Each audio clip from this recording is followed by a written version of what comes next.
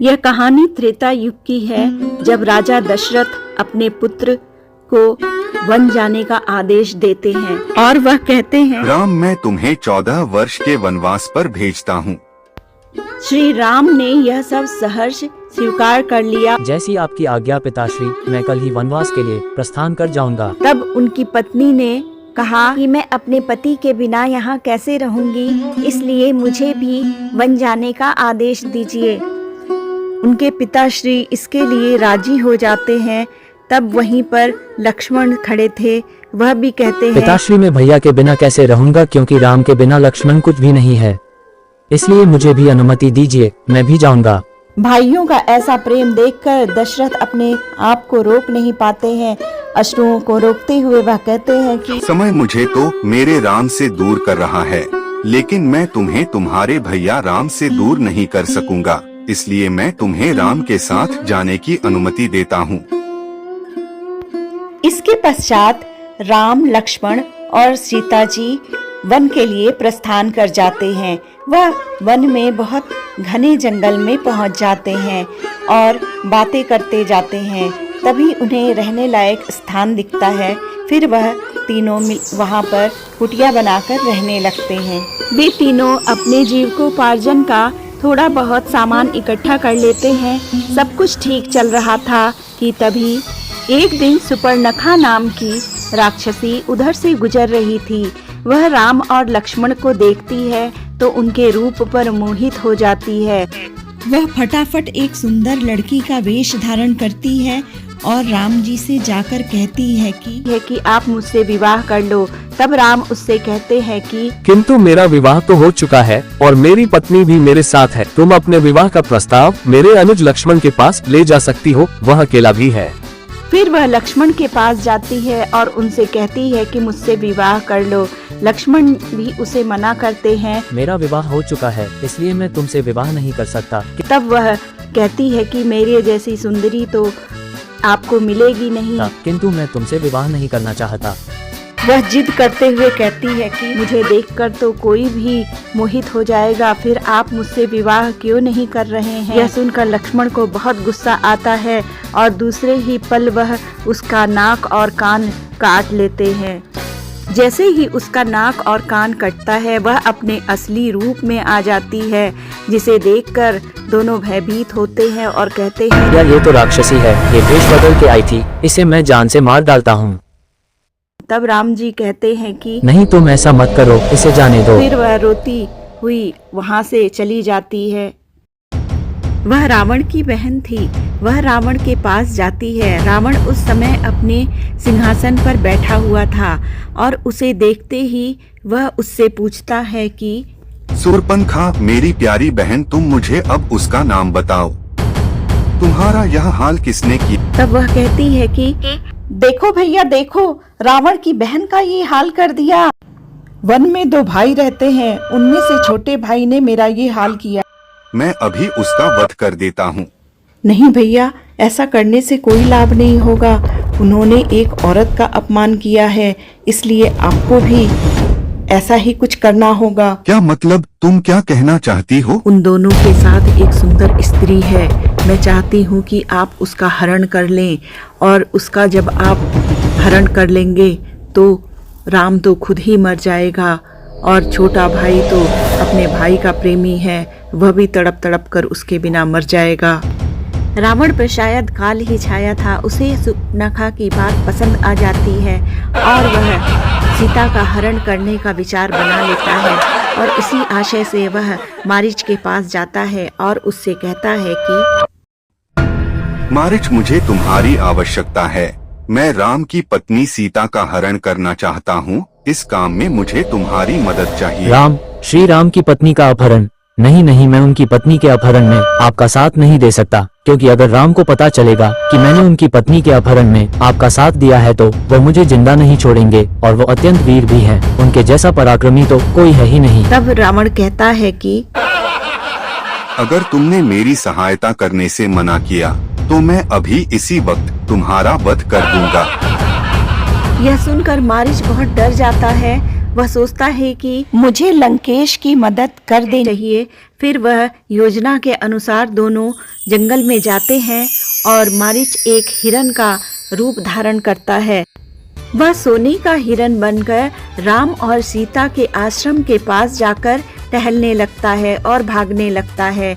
जब सीता की नज़र उस हिरन पर पड़ती है तो वह उस पर मोहित हो जाती है और अपने पति राम से कहती, हे नाथ, देखिए कितना सुंदर हिरन है, क्या आप मुझे यह हिरन ला देंगे? राम उस हिरन के पीछे दौड़ जाते हैं और वह हिरन का पीछा करते करते बहुत दूर निकल जाते हैं और वह इतनी तेजी से भाग रहा था कि राम जी को उस पर अपने बाण चलाने पड़े और वह जैसे ही उसे बाण लगा वह लक्ष्मण और सीता कहकर चिल्लाने लगा, जिसे लक्ष्मण और सीता दोनों ने ही सुना।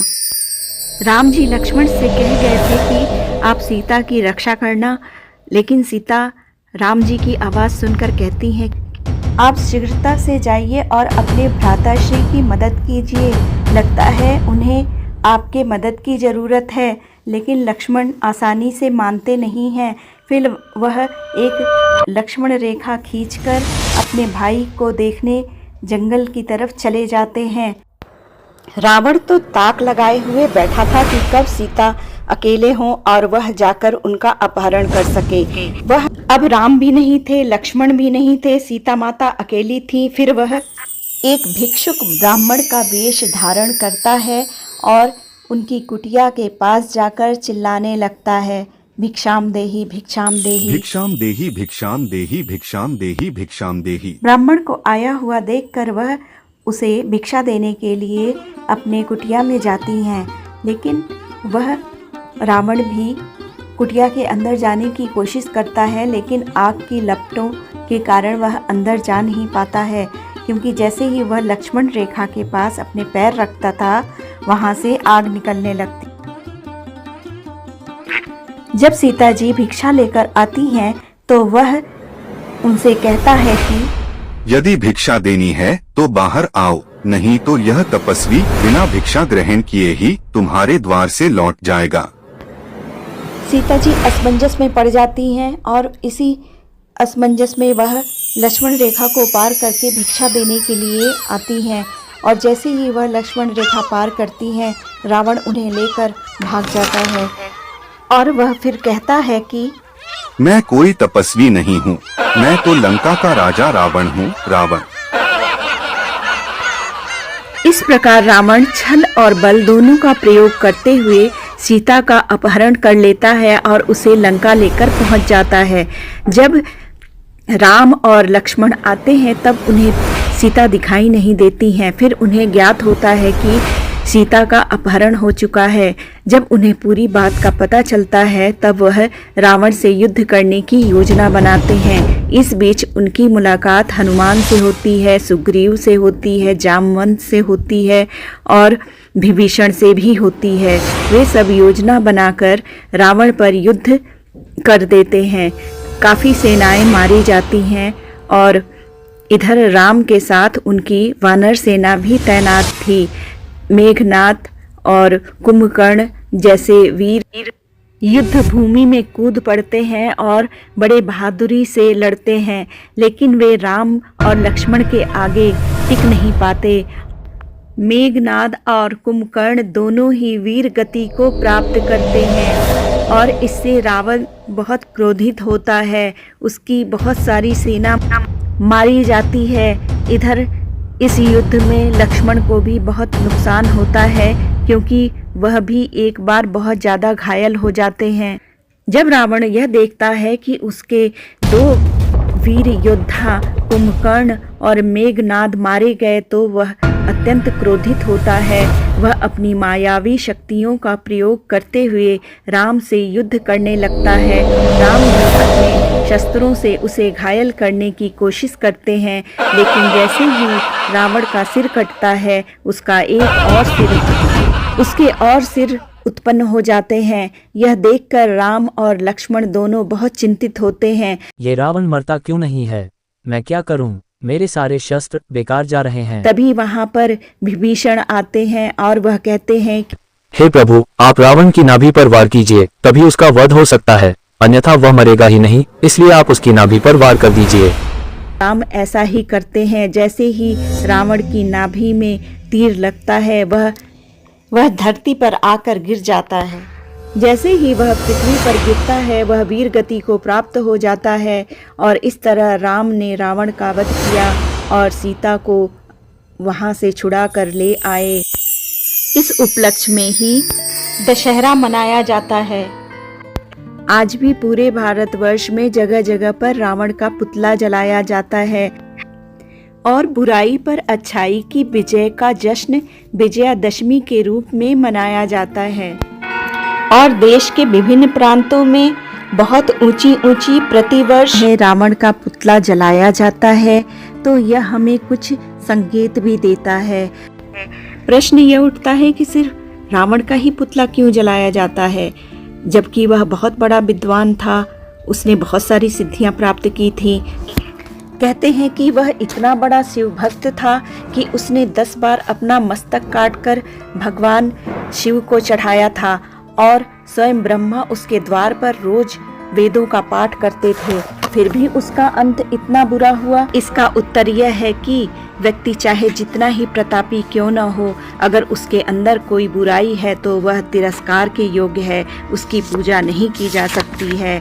रावण के द्वारा दृष्टांत दिया गया है कि अहंकारी मनुष्य का पतन निश्चित है। हमें एक लकड़ी के ढांचे पर कागज से बने हुए रावण को जलाने से कोई फायदा नहीं है। रावण का पुतला जलाने के साथ साथ हमें अपने अंदर बैठे हुए रावण का भी अंत करना चाहिए। 10 मुंह वाले रावण रूपी 10 प्रकार के पापों काम, क्रोध, लोभ, मोह, मद, मत्सर, अहंकार, आलस्य, हिंसा और चोरी का परित्याग करके अपने अंदर राम रूपी सद्गुणों को ग्रहण करना ही जीवन का परम उद्देश्य है। यही सच्ची दशहरा है। एक अन्य कथा के मुताबिक देवी दुर्गा ने महिषासुर पर आक्रमण कर उससे 9 दिन तक युद्ध किया और 10वें दिन उसका वध किया। इसी उपलक्ष्य में हिंदू भक्तगण 10 दिनों का त्योहार दुर्गा पूजा मनाते हैं और 10वें दिन को विजयादशमी के नाम से जाना जाता है, जो बुराई पर अच्छाई का प्रतीक है। महिषासुर बहुत ही शक्तिशाली था। वह अमर होना चाहता था, इसलिए उसने भगवान ब्रह्मा की उपासना की और कई सालों तक तपस्या करके उन्हें प्रसन्न किया। उसकी तपस्या से प्रसन्न होकर भगवान ब्रह्मा जी प्रकट हुए और उससे पूछते हैं, मैं तुम्हारी तपस्या से प्रसन्न हुआ, मांगो क्या मांगते हो। हे ब्रह्मदेवा, अगर आप मुझे वरदान ही देना चाहते हैं तो मुझे अमरता का वरदान दे। मैं तुम्हें अमरता का वरदान नहीं दे सकता। हाँ, मैं तुम्हें ये वरदान देता हूँ कि ना तो तुम्हें कोई देवता मार सकता है, ना दानव, ना मानव। महिषासुर बाद में स्वर्गलोक के देवताओं को परेशान करने लगा और पृथ्वी पर भी उत्पात मचाने लगा। उसने स्वर्ग पर एक बार अचानक आक्रमण कर दिया और इंद्र को परास्त कर स्वर्ग पर कब्जा कर लिया तथा सभी देवताओं को वहां से खदेड़ दिया। देवगण परेशान होकर त्रिमूर्ति ब्रह्मा, विष्णु और महेश के पास सहायता के लिए पहुंचे। सारे देवताओं ने फिर से मिलकर उसे फिर से परास्त करने के लिए युद्ध किया, परंतु वे फिर हार गए।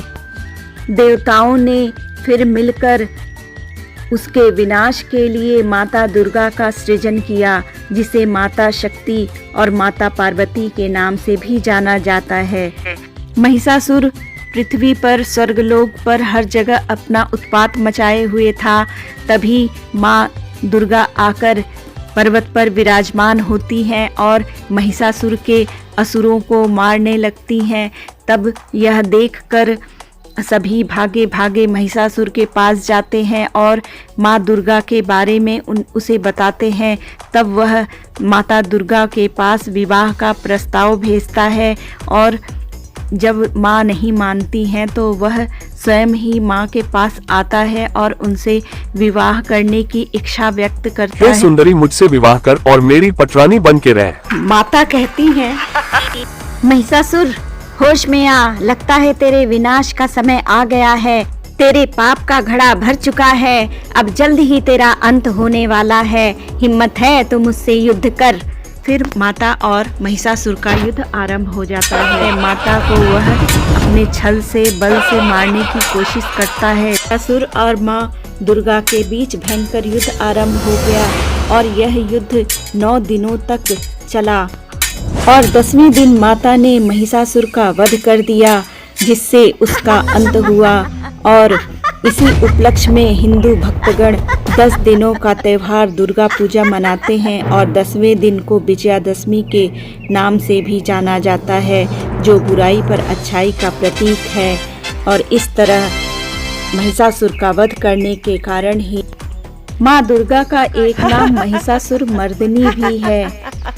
या देवी सर्वभूतेषु शक्ति रूपेण संस्थिता, नमस्तस्यै नमस्तस्यै नमस्तस्यै नमो नमः।